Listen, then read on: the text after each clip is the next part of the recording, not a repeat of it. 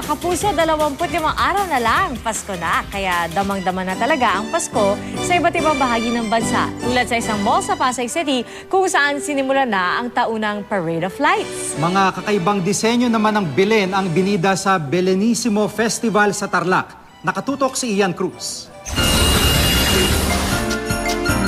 Nagpagandahan ng makukulay na Belen ang mga Tarlakenyo sa ikapitong Belenissimo Festival.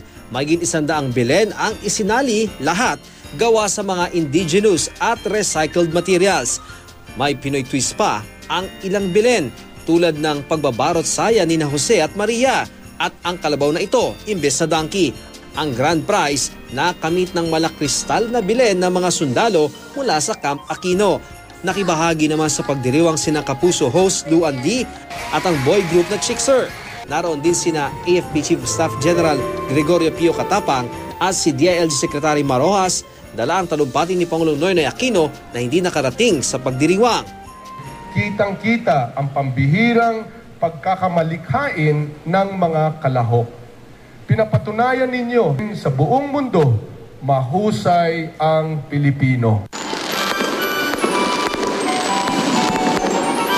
Kung may pagandahan ng Belen sa Tarlac, may patingkara naman ang ilaw sa Mall of Asia sa Pasay City. Nagningning ang gabi sa taunang Parade of Lights Festival. Ipinarada ang iconic characters tulad ni Santa Claus. Meron ding mga sumasayaw na Christmas tree, candy cane, gingerbread man, reindeers, snowman at Santa Elf. Nagmisulang street party naman ang pagrampa ng mga mascot. Siyempre, ang pinakamatingkad na ilaw sa lahat, ang bituing ito sa tuktok ng higanteng Christmas tree. Masasaksiyan pa ang Parade of Lights sa susunod na 3 Sabado ng Disyembre at sa mismong araw ng Pasko. Ian Cruz, Nakatutok, 24 Oras.